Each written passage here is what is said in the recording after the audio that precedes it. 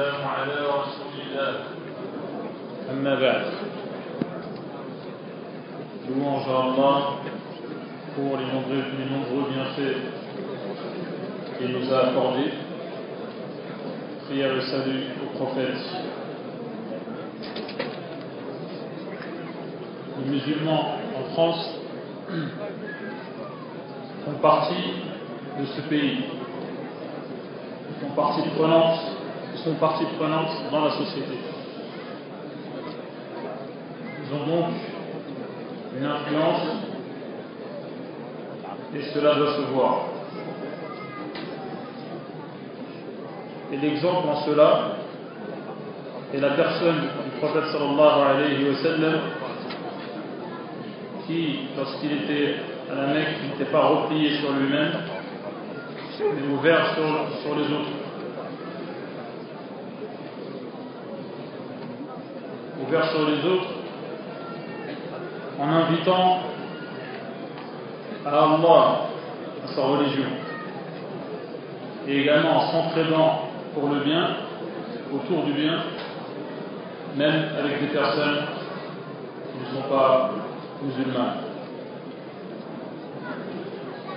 Et dans ce pays, il y a différents maux qui traversent la société.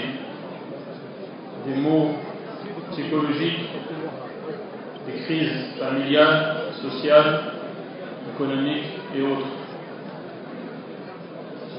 Et c'est donc l'occasion de se rapprocher d'Allah subhanahu wa ta'ala en proposant à la société dans laquelle nous vivons des remèdes efficaces, puisés dans notre religion à partir du Coran et des hadiths. En installant une interaction entre nous et le reste de la société. Le musulman vivant en France ou ailleurs d'ailleurs doit se targuer de certaines qualités. Premièrement, le croyant est pur. Tous ses actes à Allah subhanahu wa ta'ala et à personne d'autre. Sa vie est entièrement vouée à Allah subhanahu wa ta'ala. Le croyant vise à métamorphoser sa vie pour qu'elle soit complètement consacrée à Allah subhanahu wa ta'ala et en ayant une influence sur autrui dans ce sens. Car les cœurs des gens dépendent d'Allah subhanahu wa ta'ala et Allah informe que tous ceux qui ont la foi et qui agissent correctement, Allah va faire en sorte qu'il soit aimé de lui-même et qu'il soit aimé par les gens, comme cela fut le cas de Moïse, lorsqu'Allah dit à son sujet qu'il a fait en sorte que les gens éprouvent de l'amour envers lui. Et quand Allah aime une personne, il le dit à Jibril, qui le dit dans le ciel, et ensuite sur terre la popularité de cette personne s'installe. Et cette popularité sur terre, où le bon accueil qui est réservé aux musulmans qu'Allah aime, est un bon accueil de la part des musulmans eux-mêmes et également de la part des non-musulmans qui, même s'ils ne se convertissent pas à sa religion, au moins le respectent. Il faut donc dire que, à cause des nombreux problèmes rencontrés en France, n'est autre que notre propre comportement et notre propre attitude. Car Allah promet de faciliter les choses et de ménager les issues à toutes les personnes qui lui obéissent et qui concrétisent at-taqwa, c'est-à-dire qui lui obéissent lorsqu'il s'agit d'agir ou de se retenir et qui considèrent vraies les informations venant de la part d'Allah. Il peut donc y avoir des pressions sur les musulmans et des moments difficiles à vivre. Et cela doit le pousser avant tout à se remettre en question et à revenir vers Allah subhanahu wa ta'ala et à puiser sa force dans l'endurance et dans la prière. Et c'est ainsi que, après la crise, il y a la détente. Et il y a de nombreux exemples tout au long de l'histoire qui prouvent cela. Deuxième élément, c'est le fait de concrétiser les bonnes manières musulmanes. Lorsqu'on observe le prophète sallallahu alayhi wa sallam, on se rend compte qu'il était exposé à de nombreux désagréments, qu'il a fait l'objet de nombreuses manigances et ruses, mais Allah lui a toujours donné le dernier mot. Et Allah subhanahu wa ta'ala nous informe dans le Coran que de nombreux mécréants souhaitent faire dévier les musulmans et leur faire quitter leur religion. Et à plusieurs reprises, le conseil donné par Allah subhanahu wa ta'ala, c'est de pardonner et d'adorer Allah subhanahu wa ta'ala.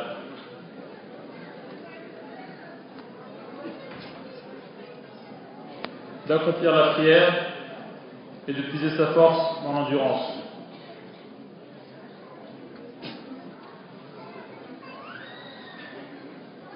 Celui qui observe la biographie du prophète sallallahu alayhi wa sallam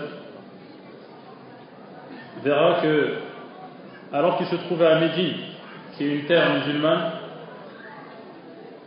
dont le chef est le prophète sallallahu alayhi wa sallam lui-même, une personne, et pourtant il est arrivé une fois que certains juifs aient dit au prophète sallallahu alayhi wa sallam Assalamu alaykum, c'est-à-dire mort à vous. Et le prophète sallallahu alayhi wa sallam a répondu et à vous également. Alors que Aïcha a renchéri en disant, en répondant de manière plus sévère. Et le prophète sallallahu alayhi wa sallam lui a dit qu'elle ne devait pas aller jusque-là. Et elle a dit au prophète sallallahu alayhi wa sallam, n'as-tu pas entendu ce qu'ils ont dit? Et le prophète de lui dire, et toi n'as-tu pas entendu ce que je leur ai dit? C'est-à-dire qu'il a dit wa alaykum, et à vous aussi. Et Allah exauce nos invocations à leur sujet, il n'exauce pas leurs invocations à notre sujet. Et donc on se rend compte, comme cela est mentionné dans plusieurs hadiths, que la délicatesse est toujours ce qu'il y a de mieux à faire, et que les résultats de la délicatesse dans l'agissement du musulman est toujours plus utile et plus fructueuse. Cela ne signifie pas que les musulmans ne doivent pas réclamer leurs droits, ce qui leur est dû, et qu'ils ne doivent pas œuvrer pour lever l'injustice si elle venait à peser sur eux. Mais un des moyens justement pour réaliser cela, c'est le fait de revenir à Allah subhanahu wa ta'ala par le biais notamment des invocations. Et lorsque tu demandes à Allah subhanahu wa ta'ala, ne sois pas égoïste et demande à Allah en faveur de toute la communauté, en faveur de tous les musulmans.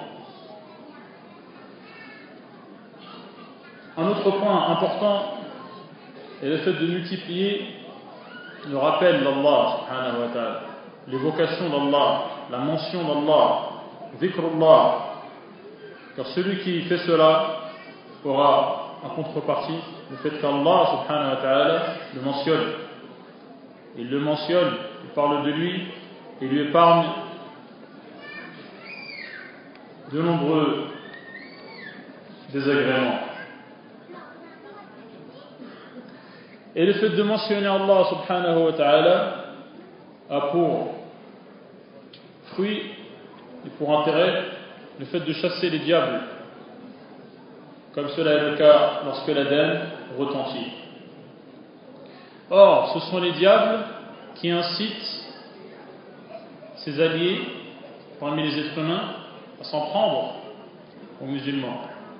Et donc celui qui multiplie le rappel d'Allah subhanahu wa ta'ala est épargné de cela.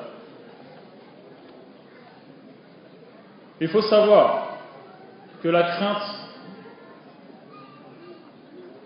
doit être entièrement vouée à Allah subhanahu wa ta'ala. Car tous les êtres humains, quels qu'ils soient, sont tous soumis à la volonté d'Allah subhanahu wa ta'ala et ne peuvent en aucun cas y échapper. Et Allah subhanahu wa ta'ala nous demande de n'avoir peur de personne d'autre que lui. Et le cœur est apaisé si la source de la peur est unique. En revanche, s'il y a différentes raisons et sources de ce sentiment, la peur, dans ce cas-là, la personne traversera un état d'instabilité ou vivra dans l'instabilité. À l'exemple d'une personne, comme vous savez, en France, nous traversons une vague de froid. Une personne qui se trouve dans une maison. Et les murs de la maison présentent différentes fissures. Il y a de nombreuses fissures. Et celui donc qui veut rester à l'abri du froid, il devra colmater cette fissure, colmater l'autre fissure, colmater l'autre fissure, il ne sait plus où donner de la tête. Et lorsqu'il en colmate une, il y en a une autre qui, encore une fois, laisse passer le froid. Cette personne est donc dans l'angoisse perpétuelle. Alors qu'une autre personne qui est dans une autre maison où il n'y a qu'une seule fissure, même si elle est plus importante, mais il n'y en a qu'une. Il est tranquille une fois que la fissure est colmatée et il n'a à vérifier et à redouter que de cette unique source. C'est la même chose pour ceux qui n'ont peur que d'Allah subhanahu wa ta'ala.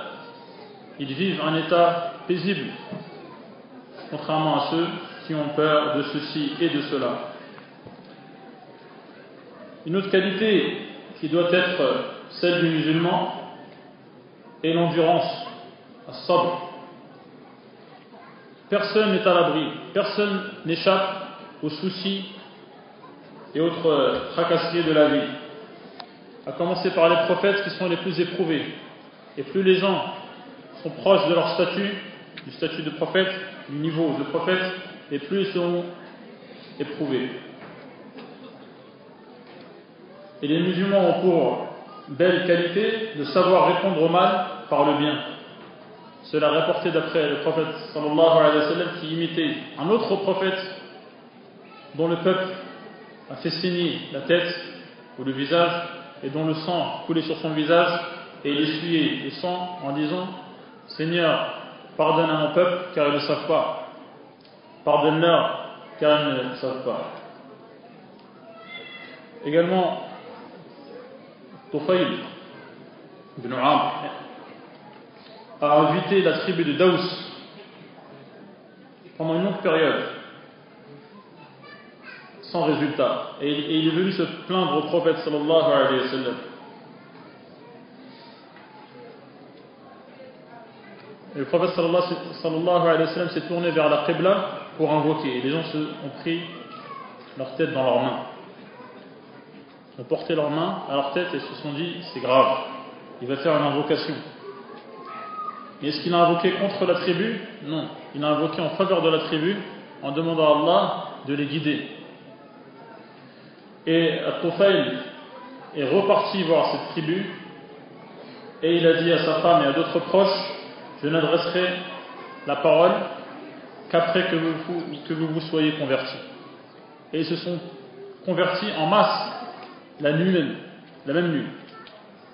Et donc ceux qui se plaignent que leurs proches ne sont pas convertis ou ne sont pas guidés doivent savoir que c'est Allah qui guide qui il veut, mais que nous avons une mission à accomplir et quant au résultat, cela dépend d'Allah subhanahu wa ta'ala.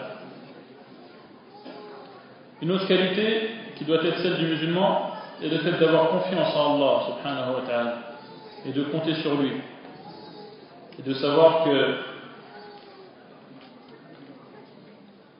tout vient de lui et que même si on fournit des efforts, celui qui fait parvenir au résultat, c'est Allah subhanahu wa ta'ala. Cela concerne le fait de gagner sa vie, ou cela concerne également les efforts qui sont fournis lorsqu'on invite les gens à l'islam.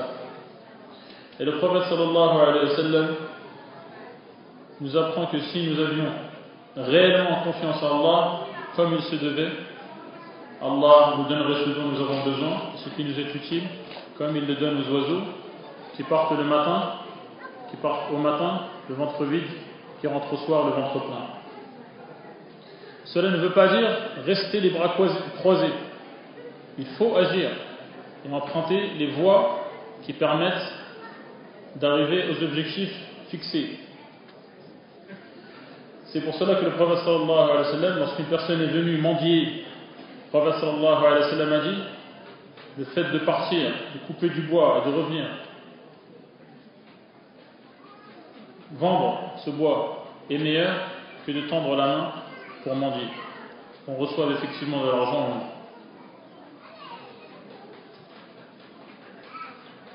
Et au début de l'islam, le fait de prier la nuit était obligatoire. Et ensuite, cela a été allégé, notamment en raison du voyage entrepris par certaines personnes pour gagner leur vie. Et donc, cela a été pris en compte par la religion. Une autre qualité qui doit se manifester parmi les musulmans qui vivent en France, c'est le fait de s'entraider. S'entraider avec ses frères. Même si cette personne musulmane commet des péchés. Et s'entraider concernant cette personne, c'est lui faire la morale, lui prodiguer des conseils de manière répétitive afin qu'il abandonne son péché. Et lorsqu'un compagnon a parlé en mal d'un homme qui buvait,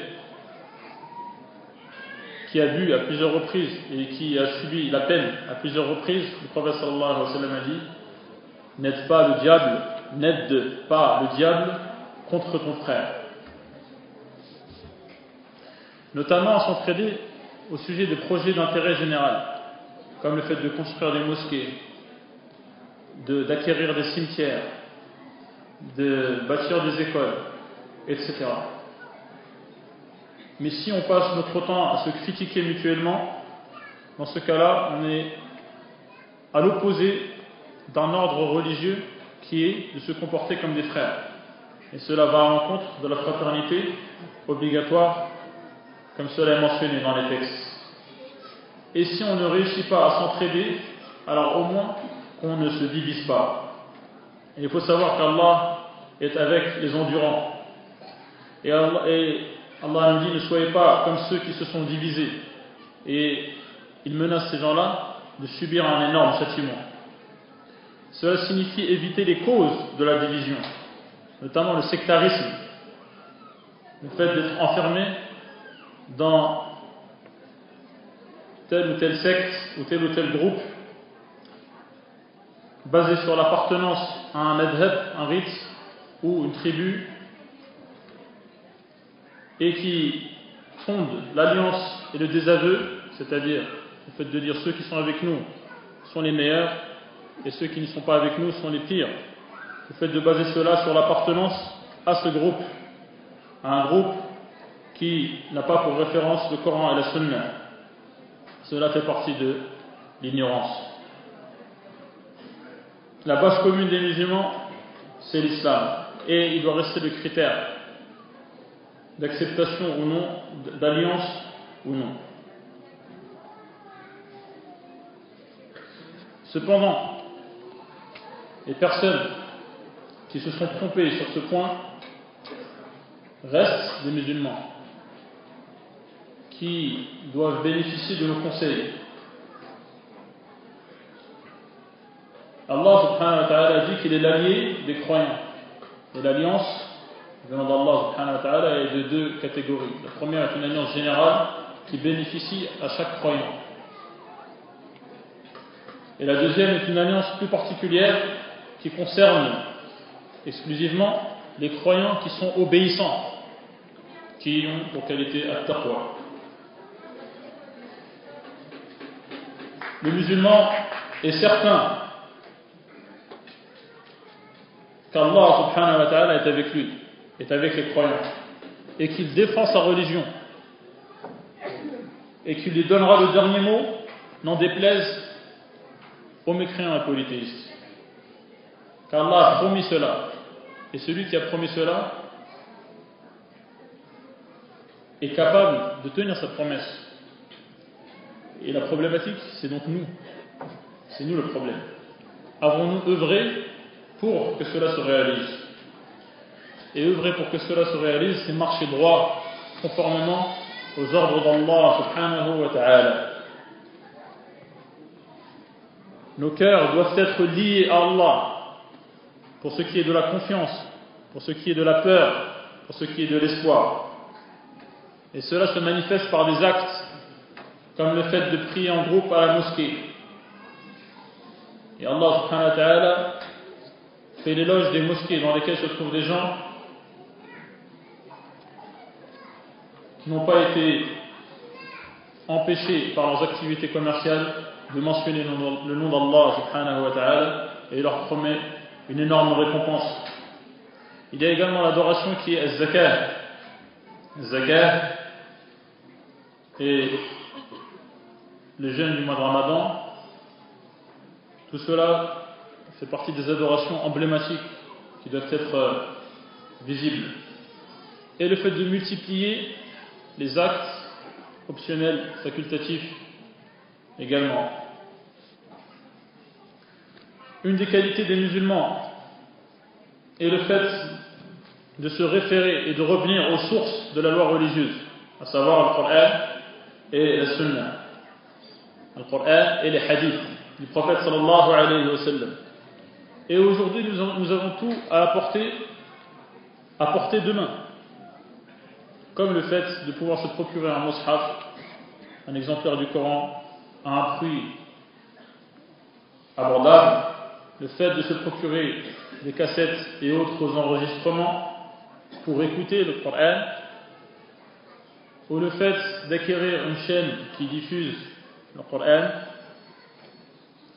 Et on sait bien que le fait d'écouter le Coran et de prêter l'oreille à la parole d'Allah est un moyen pour bénéficier de la pitié d'Allah. Alors pourquoi s'en priver? Pourquoi s'en priver alors qu'il est si facile d'écouter le Coran ou de le lire lorsque nous sommes en train d'attendre notre tour, lorsque nous allons pour être soigné chez le médecin, ou lorsqu'on est dans telle ou telle administration et qu'on attend notre tour. Il suffit de sortir son portable et de lire sur un programme les versets d'Allah subhanahu wa ta'ala. Et le rappel d'Allah apaise les cœurs. Et lire le Coran ou l'écouter ne demande aucun effort, et pourtant c'est un acte extrêmement important. Et le Coran est un intermédiaire entre nous et Allah subhanahu wa ta'ala, car la lecture du Coran interviendra en notre faveur le jour du jugement. Combien de temps avons-nous perdu dans la lecture des journaux? Certaines personnes lisent différents journaux alors qu'ils redisent la même chose. Et la part qu'ils accordent au Coran est bien minime.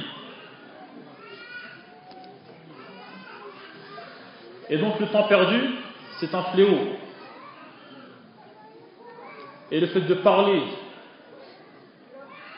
de telle ou telle situation, pour ne rien dire finalement, doit être évité, car le musulman occupe son temps dans ce qui est utile, comme le fait d'apprendre la langue arabe ou une autre langue, ou n'importe quel élément qui est utile dans sa vie. Et ceux qui n'ont pas compris cela sont des inconscients. Ils n'ont rien compris. Et pire encore, ceux qui perdent leur temps dans le péché, comme le fait d'aller sur des sites où ils voient le péché, ou sur des chaînes où ils sont exposés à des scènes qu'Allah a interdit. Allah subhanahu wa ta'ala nous a créés pour faire le bien. Et certaines personnes perdent le temps qu'Allah leur a accordé pour faire le mal, et en faisant le mal. Certains perdent leur temps dans les bars, certains perdent leur temps dans des lieux malfamés, comme des maisons closes et autres. Si tu n'as pas de religion, au moins, la moindre des choses est d'avoir un cerveau. Et certaines personnes s'exposent aux thèses erronées, en écoutant, en prêtant l'oreille à ce qu'on dit de faux au sujet de l'islam. Et si un cœur qui n'est pas habité par la science et qui n'est pas au courant des différentes thèses qui traversent le monde, des thèses qui n'est pas au courant de la croyance correcte, cette personne est une proie facile. Une proie facile qui succombe aux croyances égarées qui sont diffusées ça et là. Et Allah subhanahu wa ta'ala dit à son prophète en premier lieu, alors que son prophète a atteint le degré que vous connaissez, il lui dit de ne pas rester et de ne pas côtoyer ceux qui se moquent des versets d'Allah ou ceux qui s'expriment au sujet des versets d'Allah de manière incorrecte. S'il s'agit du prophète sallallahu alayhi wa sallam, que dire alors de nous? Certaines personnes se croient à l'abri en écoutant ces thèses, ces discussions où on diffuse des idées fausses et contraires à la religion. Ils pensent qu'ils contrôlent et qu'ils ont assez de recul. C'est une grave erreur. Pire encore, le fait d'introduire ces chaînes, par exemple, s'il s'agit donc des chaînes paraboliques ou satellitaires, de les introduire chez toi. C'est-à-dire donc d'exposer ta femme et tes enfants à ce danger. Car il faut savoir que le plus grand défi que doivent relever les musulmans, ici, c'est de prendre en compte l'avenir de leurs enfants. L'avenir de leurs enfants afin qu'ils grandissent sur la bonne voie. La conférence a été terminée par 2 conseils. Le premier est le fait de revenir vers Allah subhanahu wa ta'ala, se repentir. Personne n'est à l'abri du péché. Mais celui qui tombe dans le péché doit rapidement ensuite faire table rase. En effaçant ce péché, en demandant pardon à Allah subhanahu wa ta'ala. Et le péché, il s'étale sur le cœur. Et ça devient une couche qui recouvre le cœur. Et cela a une influence, même sur sa vision des choses. Mais le repentir efface cela. Et même transforme les péchés en bonnes actions. Et cela est extraordinaire et montre la générosité d'Allah subhanahu wa ta'ala. Mais c'est nous qui sommes avares. Regardez par exemple si quelqu'un a un compte à découvert. Il est dans le négatif. Il a découvert par exemple de 200 000 euros. Est-ce qu'il y a un moyen ou une astuce pour que de moins 200 000 euros, il passe à plus 200 000 euros? C'est difficile à réaliser. Et pourtant, celui qui a fait des péchés et demande pardon à Allah, ces péchés deviennent et se transforment en bonnes actions. Et le péché n'est pas incompatible avec la piété. Une personne peut être pieuse, même si elle fait des péchés. Mais c'est le fait de ne pas se repentir qui est en contradiction avec la piété. Et Allah subhanahu wa ta'ala parle à plusieurs reprises dans le Coran de gens qui sont pieux, en parlant de l'adin al-taqwa, et pourtant il dit qu'ils font des péchés. Mais ils demandent pardon à Allah subhanahu wa ta'ala. Le deuxième conseil, le dernier point de la conférence, est le fait d'obéir à Allah subhanahu wa ta'ala, al-taqwa. Obéir à Allah subhanahu wa ta'ala lorsqu'il s'agit d'agir ou de se retenir. Car Allah subhanahu wa ta'ala surveille ses esclaves. Et les anges inscrivent ce que nous faisons. Même si on se trouve en France, il n'y a pas d'exception à la règle. Et Allah subhanahu wa ta'ala est celui qui nous a créés. Et nous sommes, lorsque nous réfléchissons bien, extrêmement vulnérable. Il suffit qu'un air change de place pour que la vie devienne infernale. Il suffit d'un petit microbe, un petit virus microscopique pour mettre à terre un homme qui était en bonne santé. Et personne parmi les gens qui sont assis aujourd'hui, personne n'est à l'abri d'une crise cardiaque par exemple. Personne ne peut dire et affirmer qu'il en est à l'abri ou autre. En plus du fait que chacun d'entre nous devra répondre de ses actes un jour où il sera devant Allah subhanahu wa ta'ala, et le prophète nous rappelle ce jour-là en nous incitant à se prémunir, à nous prémunir de l'enfer, ne serait-ce qu'en donnant une moitié de date. هذا والله أعلم.